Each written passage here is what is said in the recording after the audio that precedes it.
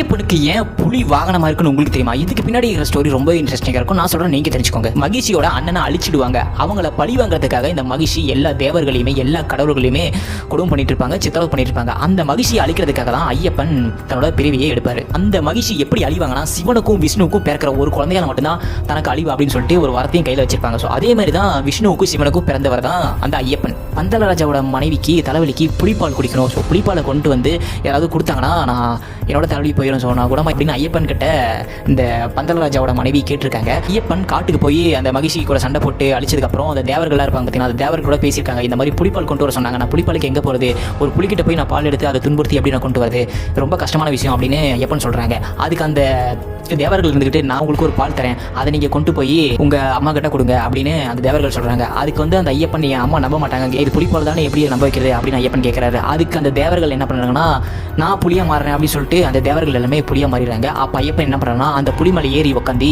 அந்த பந்தலராஜாவோட அரண்மனைக்கு போகிறாங்க. பார்த்தீங்கன்னா அங்கே இருந்து எல்லாமே ஷாக் ஆகிட்டாங்க. அப்போ தான் அவங்க அம்மா வந்து தன்னோட தப்பை உணர்ந்து ஐயப்பன் கிட்ட மன்னிப்பு கேட்பாங்க.